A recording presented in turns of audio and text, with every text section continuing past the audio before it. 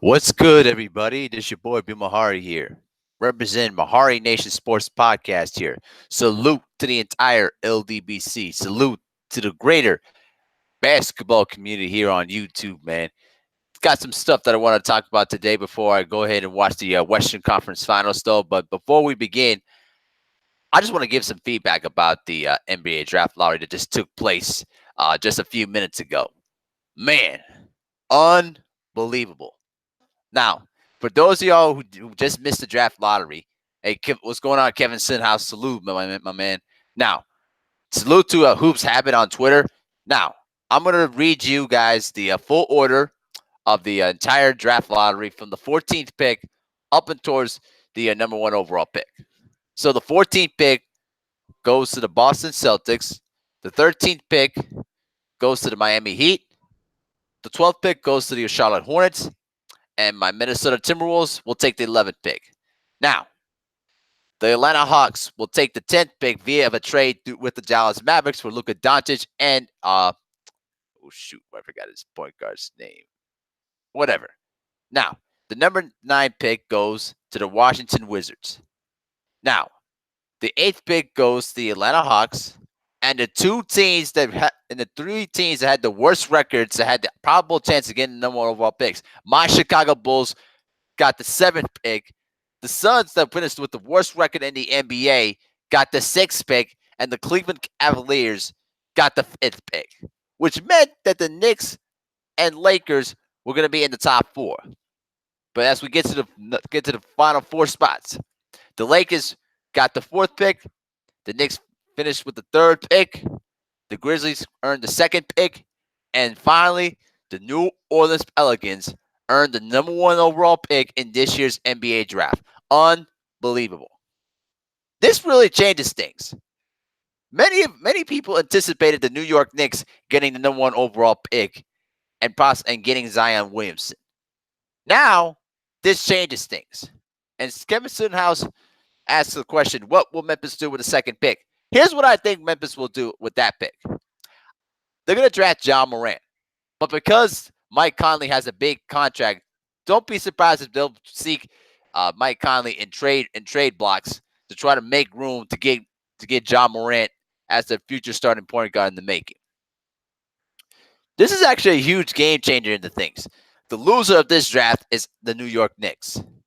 Because the big anticipation for many of the people, especially through all the other LDBC channels, is the New York Knicks were possibly going to get the number 2 or number 1 overall picks.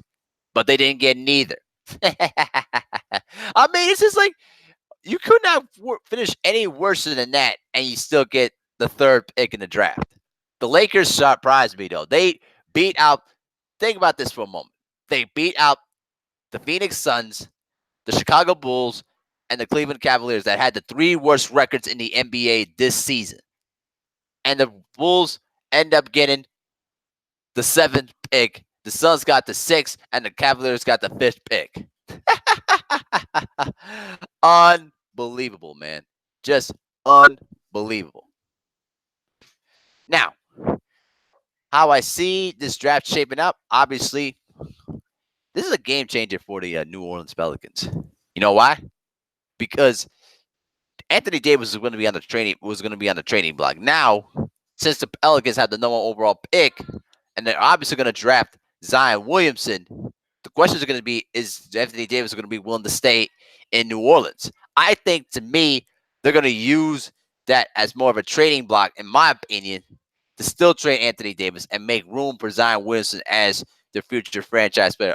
But if Anthony Davis has a change of heart, you may want to just stick it out. You may just want to stick it out and possibly, play with Zion Williamson. And that could be a possible dominant 1-2 punch, obviously, on that front line. Can you imagine the kind of damage that Zion Williamson and Anthony Davis could do together? Sickening. Just absolutely sickening. But yeah, that's just basically my analysis of it, though. But this was a really bit of a shocker. But perhaps for me, the most shocking draft lottery of all time, from my viewpoint, You got to go back to the 1993 NBA Draft Lottery. Now, for those youngsters who do not know, here's the thing about that 93 NBA Draft Lottery. The Orlando Magic, which won the previous year's draft lottery, Muhammad is the one who said, "You know why, Bill? Because these Mulder, Mouse, Perry, and Mills said that they would trade that number one pick for AD." Well, we'll see. We will see what happens though. Now they don't have the number one overall pick. Muhammad is the one, so now the Knicks are losers in this deal. But let me go back to what I was saying. The most shocking draft lottery for me of all time was the 1993 NBA Draft Lottery. Now, for a lot of the young fans that do not know, and here's a little context about this: the Orlando Magic that year finished the regular season 41-41. This was the first year of Shaquille O'Neal, as in his NBA career. They won the previous draft lottery, winning Shaquille O'Neal. Now, the thing is this. Nothing new with these dudes. I feel you, Muhammad is the one. I feel you, man. I certainly feel you on that. But back to what I was saying. That year, the Orlando Magic had one ping pong ball out of 66 picks because the teams that had the worst records in the NBA that year in the 92-93 season was the Dallas Mavericks, the Minnesota Timberwolves, and the Washington Bullets then, and then the Sacramento Kings. They had, out of the 66 ping pong balls, the Dallas Mavericks had 11 ping pong balls. Minnesota had 10, and then Washington had about 9 ping pong balls. So, and guess how many ping pong balls the Orlando Magic had? 1 ping pong ball. And somehow, some way, the Orlando Magic overcame those insurmountable odds and won the 93 NBA draft with 1 ping pong ball out of 66. Most shocking of all time. I think that to me, that 93 NBA draft lottery was perhaps the most shocking moment in that draft lottery's history, bar none. Now, the Magic drafted Chris Webber and ended up trading that number one overall pick to the Golden State Warriors, who drafted Anthony Hardaway. Then they traded that pick to the Orlando Magic. You know what I'm saying? And unfortunately, if Penny Hardaway didn't have the injuries, I think he would have been a first ballot Hall of Famer, bar none. Oh yeah, thank you for mentioning that, Kevin Stenhouse. I'm glad that the rumor for the Bulls to trade the Lakers pick or 3-6 over ball is over. Since the Bulls can't get Moran, they should have read that Darius Garland. Yep, I agree. I think they should focus on getting him that. I was as a Bulls fan, I didn't want to see Lonzo Ball on my team. I swear to God, if I had to see Lonzo Ball wearing the Chicago Bulls uniform, I would have had thrown up. Nitty G, salute, girl. What's up? How you doing? I swear, I would have thrown up. I just could not comprehend Lonzo Ball on my team. You know what I'm saying? But thank God, I would say silver lining, thank God that didn't happen. So they didn't have to trade the pick with the Lakers. So thank God that didn't happen. Now, this is going to be a very interesting thing because now the Knicks got the third pick, but now they're going to have to draft a wing player. So I want to just ask people in the comments section, if you're able to, if you want, who do you think the Knicks should pick with the number 3 pick? Because you know that Zion Williams is going to be the number 1 overall pick, and John Morant's going to be number 2. So who do you think who the Knicks should draft at number 3? Nitty G says, as a lifelong Bulls fan, I do not want that ball circus in Chicago. I agree so heartedly. I just did not want to deal with that bald-headed idiot LeVar Ball running around in the Windy City acting like a fool. Listen, we will tar and feather him out of the Windy City if he was acting like that. You understand? No, I did not want to see that. Thank God that didn't happen.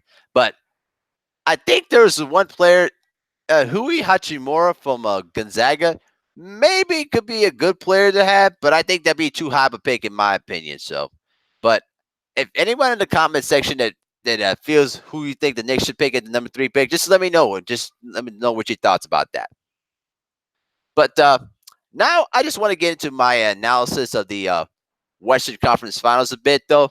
But in fact, actually, let me say that a bit, though. So, also in the news this week, too, um, uh, Kristaps Porzingis has basically got attacked in Europe, though. The details of the attack have not been shown yet, though. But you know, damn, just damn, getting jumped like that, getting your butt kicked like that, not cool, man, not cool. King Lou, man, what's going on, brother? How you doing, man? Muhammad is the one says homeboy from Texas A&M. Which one are you? Which person were you talking about? Muhammad is the one. Give me the name, and I probably remember it off the top of my head. But also in the other news today too, John Beeline from Michigan has been rumored to accept the job as the head coach for what the was it for the was it for the New York for the L.A. Lake actually Indiana Pacers.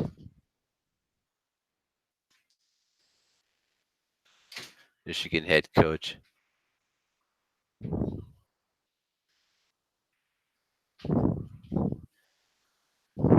Okay, John Beeline. Thank you. So John Beeline. Okay, there we go. That's what I thought. Okay, so yeah.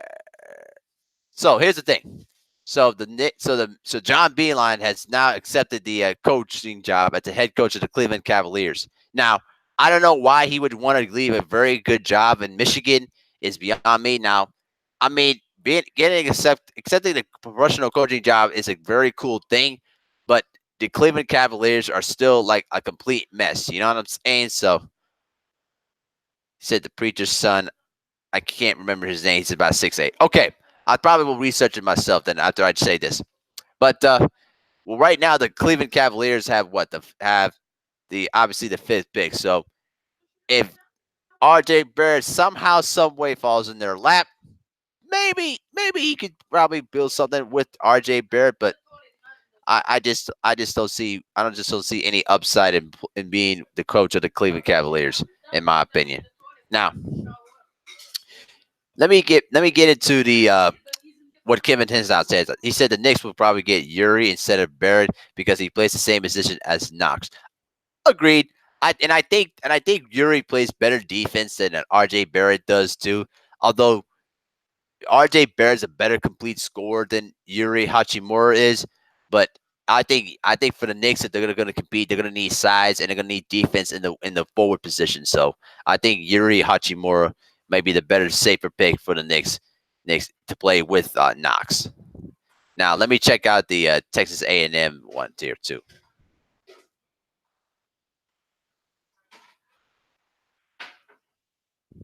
Basketball roster. Let's take a look.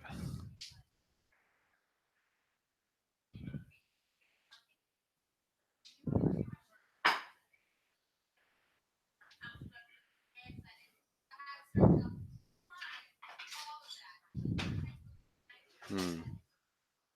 Texas A&M roster. Just give me 1 second, guys.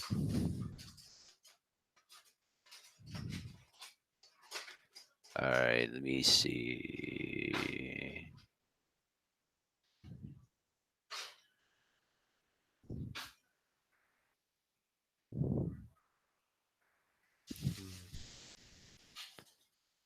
Hmm. Was it so? Muhammad is the one. Were you referring to Kristen Melakowilu, the senior from Nigeria? Is that what you're referring to? The 6'8" guy? Let me know if that's the guy that you were referring to. But anyway, but anyway, now I want to get into the analysis of the Western Conference Finals, though. So obviously, these are two guard orientated teams. Both you got two of the best combo guards in the NBA together. You got obviously the Splash Brothers of Curry and Thompson, and then you got CJ McCollum versus Damian Lillard. That is going to be an epic series from start to finish. And you also got the Curry brothers, both Seth and Steph Curry playing against each other. So a little bit of a family dynamic building in this series, though, too. Now, considering that Kevin Durant is going to be out for at least the first 4 games of this series because of the sprained calf injury, I believe the Portland Trailblazers, if they're going to have an opportunity to at least make this series interesting, I think they need to steal at least one of these 2 games in this in the Oracle Arena. I think without Kevin Durant, I think they have a good opportunity in doing so. But getting it done there is a lot easy. It's easier said than done. JMJ 2121, what's good, homie? How you doing? In fact, let me do this though too. Let me do this real quick. Okay, Muhammad, this is the one. You just got a wrench though, brother. There's your wrench. Okay. Now, back to what I was saying. I think the big key that's going to be in this series is not just about the guard play, but also how the front line will respond, and also the benches, though, too. Now, the Portland Trail Blazers have a couple of guys they can turn to. Rodney Hood, I think he's either going to play tonight, but probably is going to sit it out. Let me see if Rodney Hood's going to play tonight.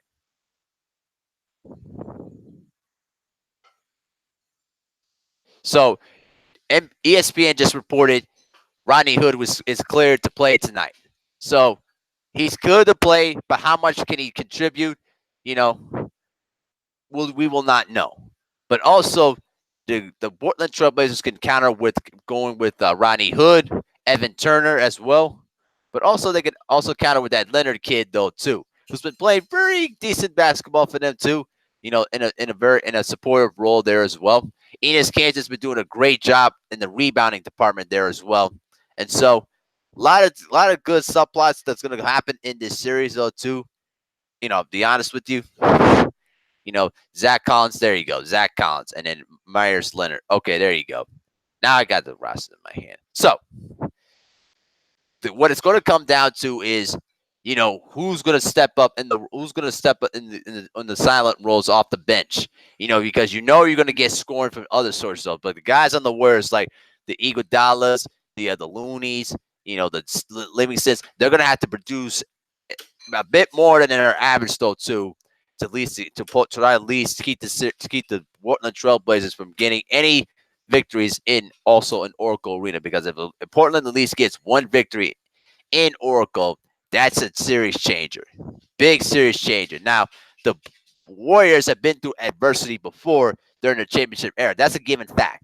Now the Blazers have been in some sort of adversity during the Denver series, but this is a totally different stage in the Western Conference Finals. So we're gonna see how the Portland Trail Blazers adjust to their biggest moment in their franchise's history since 2000. Now, for a lot of people who don't know, the Portland Trail Blazers were at one time had 17 consecutive seasons of making to the playoffs, including a trip to the Western Conference Finals back in 2000. That year, they had Scottie Pippen, Damian Stoudemire, Steve Smith, Rasheed Wallace, Arvydas Sabonis, Brian Grant, Greg Anthony, Detlef Schrempf, and a young Jermaine O'Neal too. And that team was a loaded team, but they blew a 17-point lead heading into the fourth quarter against the Lakers and pretty much put their franchise down the toilet for the next decade until Damian Lillard and CJ McCollum arrived. You know what I'm saying? Now, that's a little history lesson for you guys. Now, the way I see it is this. I see this as a 7-game series. I think a lot of people are jumping the gun too much that the Portland Trailblazers are going to get ran over by the Warriors in 5 games. I don't see it that way. I see it as a very competitive series, especially without Kevin Durant early on in this series. I think this is going to go. I think we're going to have a 2-2 tie, and I think it's going to go down to the full 7. I really believe that because I think both these teams, they both have similar styles of how they approach games. And JMJ 21, don't forget Bonzi Wills. Yeah, that's right. Bonzi Wills, the silent contributor off the bench. He was actually one of my favorite 6 men off that team, too. Fantastic player. Now, back to what I was saying. Yeah, watch Golden State in 4. Okay, King Louis. Okay.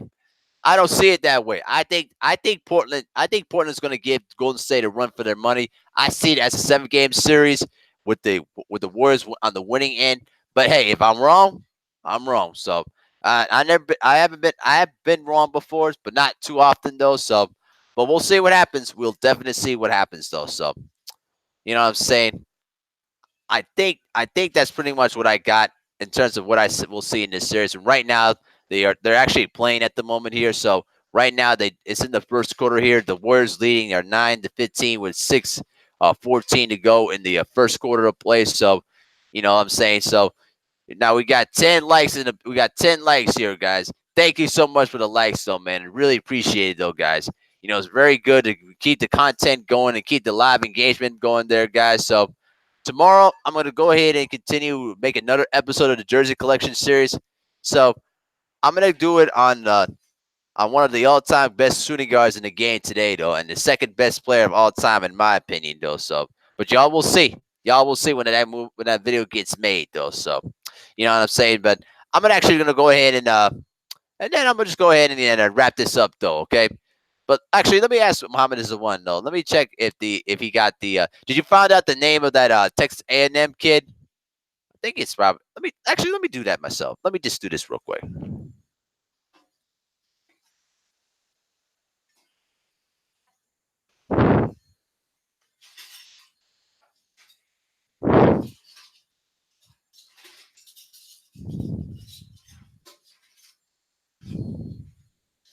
Hmm. I don't. Hmm. I don't think can find him though. So now King Louis just asked me, "How do you think Toronto and the Bucks are going to go to?" I'm actually going to save that for tomorrow though. I'm actually going to need some time to really think about that because that's a very tricky series to me though. So I'm going to save that for tomorrow's. Probably around a little bit earlier tomorrow though, so that in anticipation of the Smoke City Mobcast. So probably do it probably around 5 p.m. Tomorrow. So I'm gonna save that for tomorrow because I need a little bit more time to think about that series. You know what I'm saying? Jared Jared Culver. You know what? I was actually just thinking of that.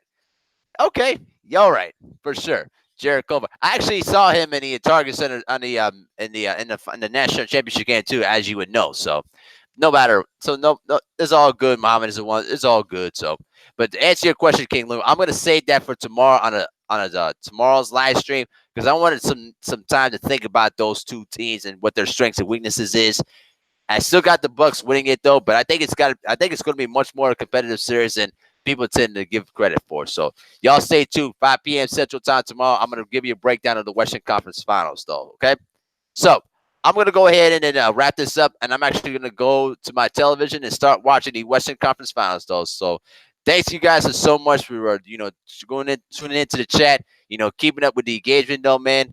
A lot of good stuff going on in the NBA, and it's just heating up, though. So after the finals is over, we got free agency and everything else, and the draft, and man, it's going to be a wild, wild time, man. So tune in tomorrow, 5 p.m. Central Time. I'm going to give the breakdown of the 2019 Eastern Conference Finals between the Toronto Raptors versus the Milwaukee Bucks. So this has been Bill Mehari representing MehariNation Sports Podcast here. Salute to the entire LDBC, and I'll see you guys tomorrow. Have a good night, everybody.